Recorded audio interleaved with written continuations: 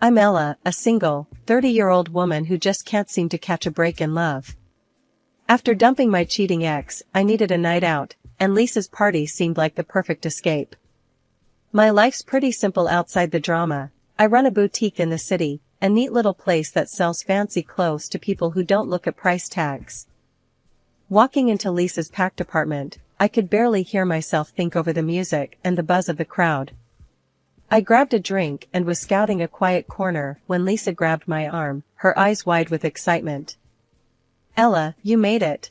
Look, there's someone I want you to meet. He's right up your alley, finance stuff and all that," she shouted over the music, dragging me through the throng of partygoers. Before I knew it, I was standing in front of a tall guy with a cheeky smile. He had the look of someone who knew exactly how much money he made, and wasn't afraid to let you know. "Ella, this is Nathan. Nathan, meet Ella. She owns the chicest clothing store downtown." Lisa introduced us with a wink and left before I could protest.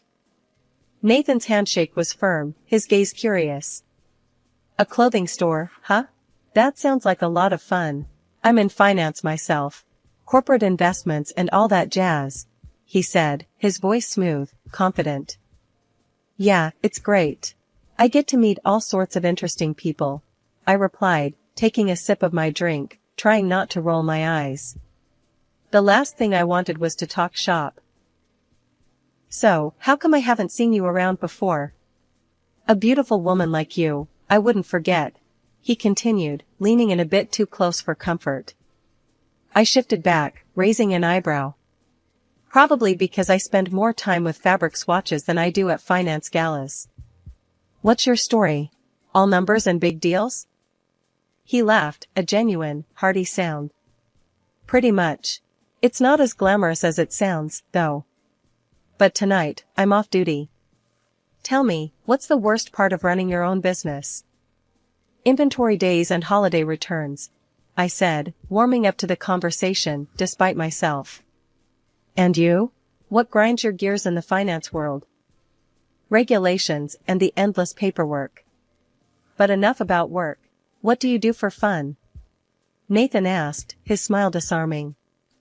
I found myself talking about my love for vintage jazz records and thrift store hunts, topics I hadn't expected to discuss with a finance guy at a noisy party.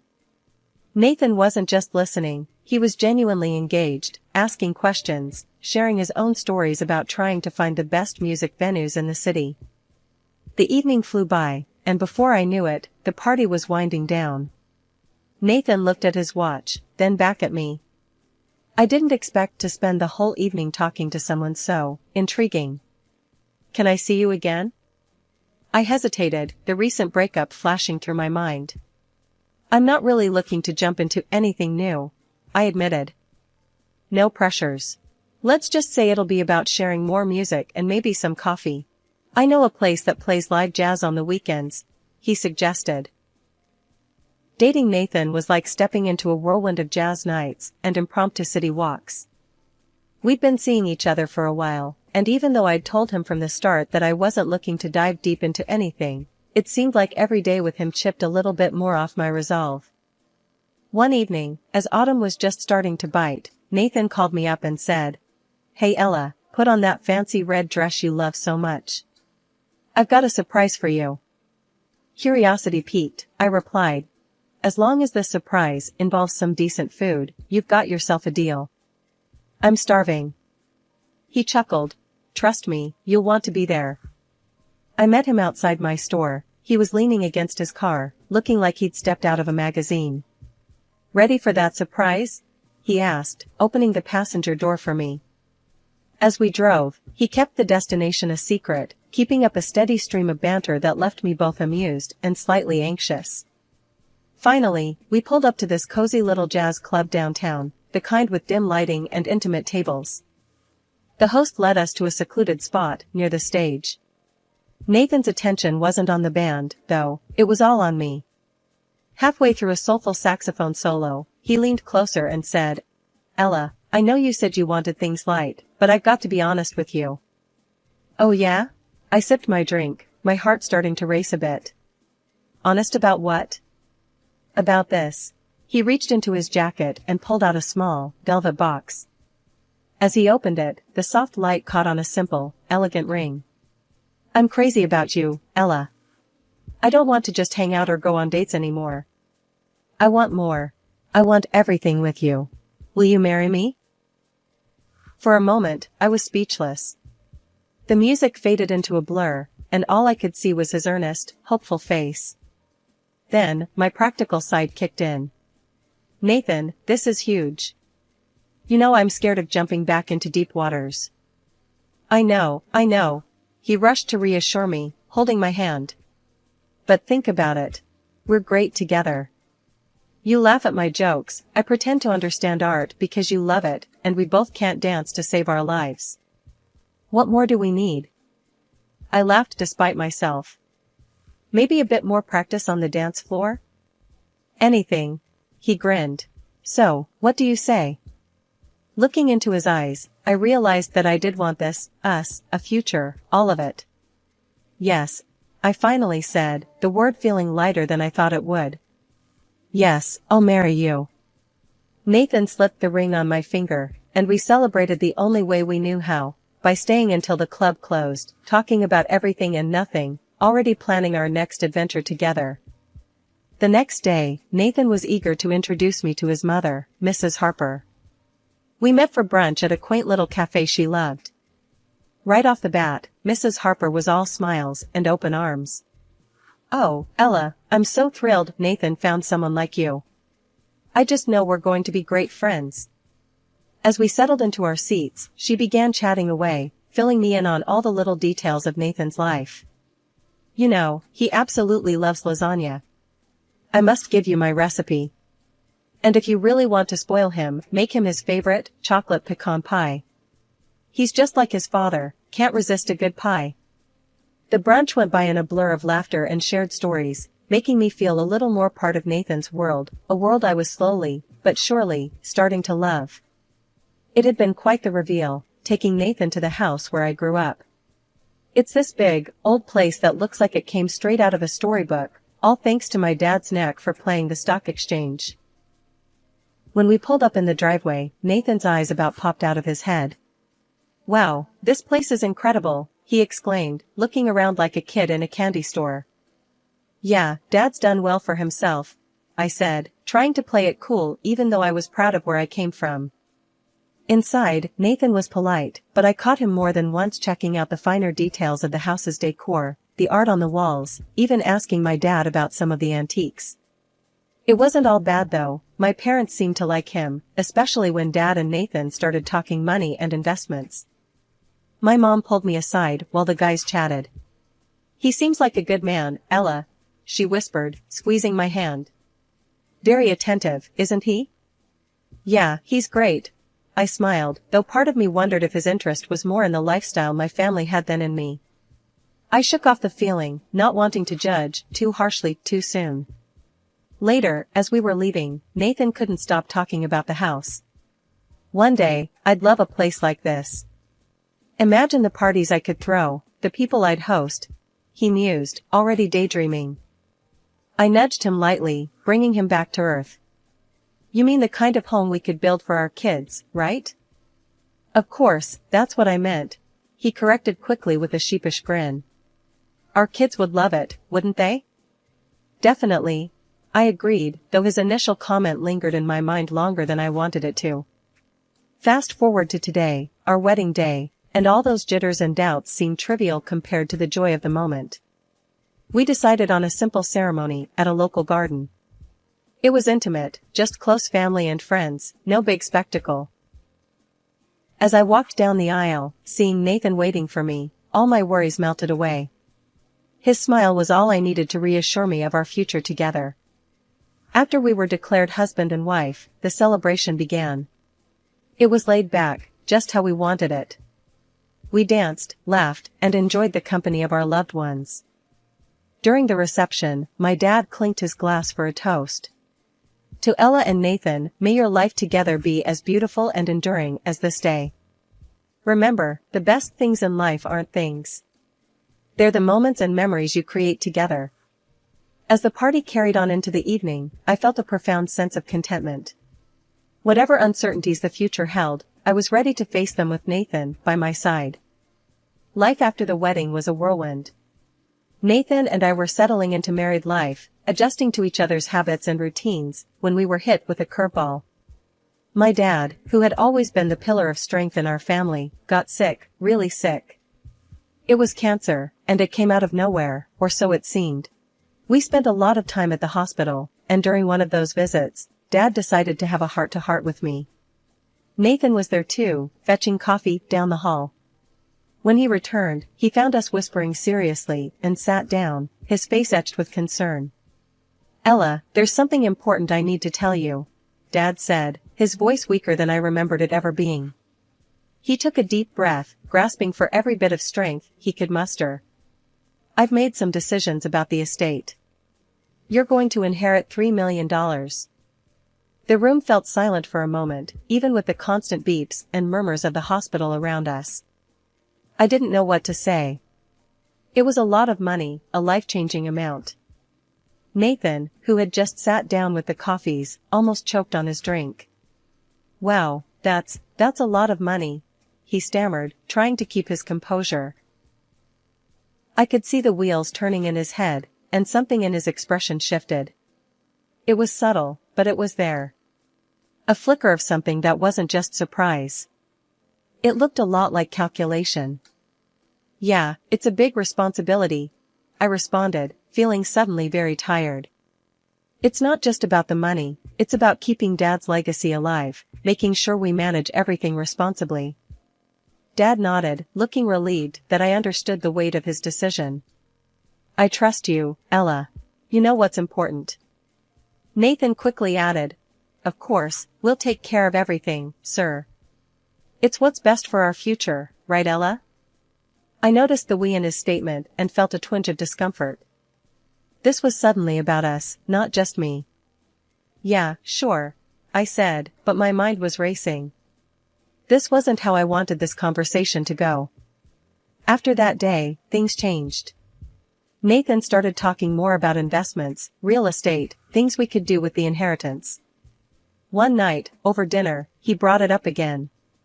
"So, I was thinking about the money," he began, not wasting any time. "We should start looking into some properties. Maybe even consider some high-yield investments." I was pushing my food around my plate, not really hungry anymore. "Nathan, can we slow down a bit? This isn't just free cash to throw around. It's my dad's hard-earned money. We need to be careful, think things through." He looked a bit taken aback, but recovered quickly. "Of course, I get that. I just think it's a good opportunity to grow our assets, you know? Make sure we're set for the future."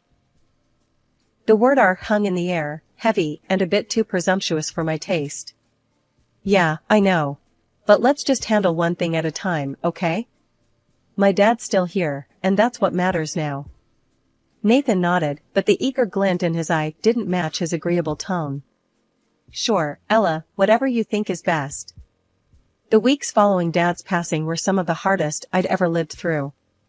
The world seemed to move on, but I was stuck, my grief a constant shadow. Nathan and his mom, Mrs. Harper, were around a lot, supposedly to help out. One night, their true colors showed through in a way that rocked me to my core. It was late, and I couldn't sleep, too many thoughts, too much sadness. Mrs. Harper had been all sweet and comforting, hovering around me with hot teas and sympathetic smiles. "Ella, dear, you look exhausted. Why don't you take one of these sleeping pills? It'll help you rest," she suggested, holding out a small pill. "Okay, I'll do that," I muttered, not keen on the idea.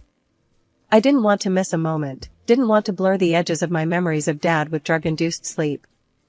She shrugged, placing the pill on the kitchen counter. "I'll be in the living room if you need anything." I nodded, pretending to head to my room, but something felt off. Curiosity, or maybe intuition, nudged me to stay awake, to listen. I crept back towards the living room, the floor cold under my feet, my heart pounding in the silence. Their voices were hushed, but heated. I paused at the edge of the room, hidden by the darkness.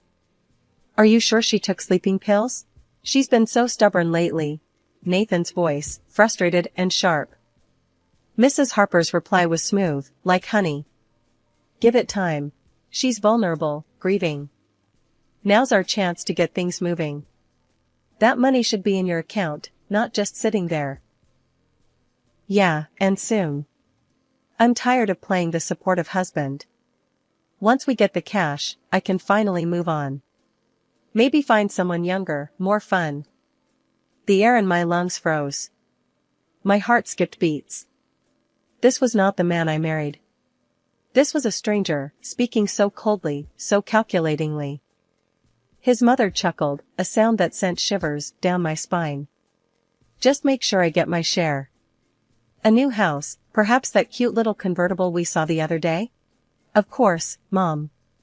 You'll get whatever you want. Ella's too dumb to figure it out before we clean her out. I felt sick, my hands trembling. How could I have been so blind? The love, the marriage, it was all a setup. Quiet as a shadow, I backed away, needing space to think, to breathe. I went to my room, locked the door, and sat on the bed, my mind racing. They were plotting against me, planning to strip me of everything. Morning came and I acted as though nothing had happened. At breakfast, Nathan and his mother exchanged glances, their smiles too sharp, too knowing. Nathan brought up the inheritance again. Ella, we really should start thinking about that investment. It's what your dad would have wanted, for us to secure our future. His words made my stomach turn, but I kept my face neutral, my voice calm. I'll think about it, Nathan. Let's see what the lawyers say about the best way to handle everything. The days following my father's funeral were some of the hardest I'd ever had to pretend through.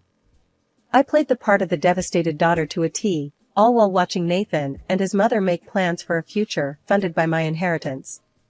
His mother wasn't even trying to hide it anymore, openly browsing for new houses and cars on her laptop in the living room, as if the money was already hers.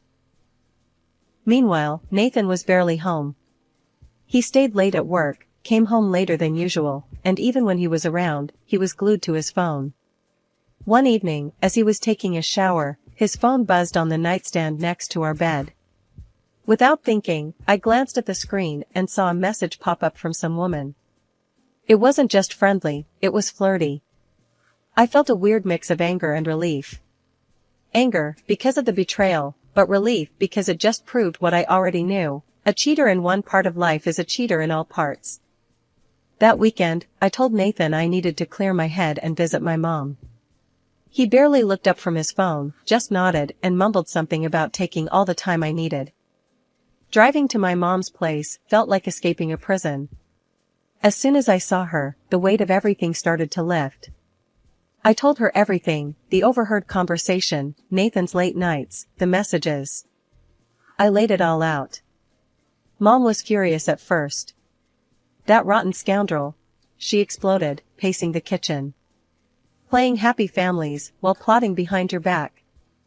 But then, her anger turned to laughter, a deep, rolling laugh that filled the kitchen. Oh, Ella, they think they're so clever. But they've got another thing coming. Just wait until the wills read. They won't know what hit them. Her confidence was infectious. For the first time since that awful night, I felt like maybe things would turn out all right. So, we just wait. That's it? That's it, she confirmed. Let them make their plans. They're building castles in the air, and we're about to bring them right down to the ground. Back at home, Nathan was exactly where I left him, phone in hand, probably texting that woman. But I didn't care anymore. I had something they didn't, a plan and the truth on my side. I went to bed that night not with a heart heavy with dread, but with a spark of strategy and the anticipation of justice soon to be served. The day to read my dad's will finally arrived, and you could cut the tension in the lawyer's office with a knife. Nathan and his mom were practically buzzing with excitement, thinking they were about to become filthy rich. I was sitting there, feeling like I was about to watch a show, knowing all the while what the finale would be thanks to my mom's hint. We all gathered in the small, stuffy office, the air thick with anticipation. Nathan kept glancing at his watch, and his mom was tapping her foot nonstop. You'd think they were waiting for a lottery draw the way they were carrying on. The lawyer, Mr. Jenkins, cleared his throat and opened the thick folder in front of him. Thank you all for coming today. As per Mr. Thompson's wishes, I will now read the last will and testament. Nathan leaned forward, practically on the edge of his seat. His mom whispered, "Here we go," under her breath, rubbing her hands together like she was about to receive her birthday present. Mr. Jenkins began with the usual legal jargon but soon got to the part everyone was waiting for. To my daughter, Ella, I leave the sum of $3 million. Nathan's mom let out a little squeal, and Nathan shot me a look that was meant to be comforting but came off as smug. I just stared straight ahead, impassive. Mr. Jenkins continued. However, it must also be noted that along with this inheritance, there are debts incurred by Mr. Thompson amounting to $4 million. The room went dead silent. You could have heard a pin drop. Nathan's face went from smug to shocked to pale in a matter of seconds. His mom was furious. This must be some mistake. We need to see the documents, the proof. Mr. Jenkins, ever the professional, started handing out copies of the financial statements and debt notices. Everything is documented here. If you have any questions, you can consult with your own legal advisor. As the reality of the situation sunk in, my mom stood up. Her voice was calm but carried across the room. Nathan, you need to understand, my husband had a weakness for gambling. He made debts, borrowed from people, from banks. I hope you'll be noble in this situation and help Ella with these debts. Nathan and his mom looked like they had been slapped. Their shock quickly turned to outrage. Help pay the debts? Are you out of your mind? We're not paying for anything we didn't spend. Nathan's mom shouted, her earlier facade of politeness completely gone. Nathan was just as quick to disengage. I want a divorce, Ella. And in the divorce, we'll state that neither of us claims any money or property from the other. That's it. I looked at him, feeling a mix of relief and disgust. Okay, Nathan. If that's what you want, I agree. We can get the divorce papers ready. As they stormed out of the office, fuming and defeated, my mom squeezed my hand, giving me a reassuring look. It's going to be okay, Ella. We're better off without them. After signing the divorce papers, Nathan and his mom couldn't help but show their true colors one last time. As we were leaving the lawyer's office, I heard them snickering behind me. Nathan's mom smirked. Well, at least now she'll be drowning in her father's debts. $1 million in the hole. Nathan laughed, looking back at me. Yeah, good luck dealing with that mess, Ella. I couldn't help but laugh myself, which seemed to confuse them. Nathan frowned. Why the hell are you laughing? That's when my mom stepped in, cool as ever. She had been quiet, just observing until then. Because, Nathan, you've got it all wrong. You see, I've been the one managing our finances all along. Your father-in-law, bless his soul, wasn't the financial wizard everyone thought he was. Their smug expressions faltered. What are you talking about? Nathan's mom snapped. My mom smiled, a bit of steel in her gaze. I'm the one who made all the successful investments and stock deals. My net worth is around $50 million. I can cover Ella's inherited debts without breaking a sweat. Nathan's face went white. Wait, what? Are you serious? Yes, Mom continued. And since I'm in a sharing mood, I've decided to give Ella a beautiful house as well, one that she won't have to share with anyone, especially not a gold digger. The shock on their faces was priceless.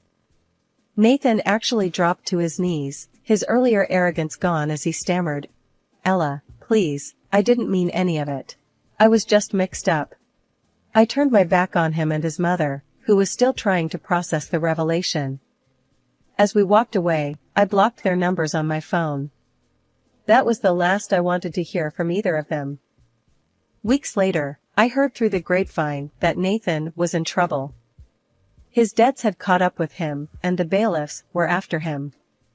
He tried to reach out, sending messages through mutual friends, begging for help. I didn't waver. Tell him I wish him the best of luck, I told a friend who relayed his pleas. That was the most help he'd get from me.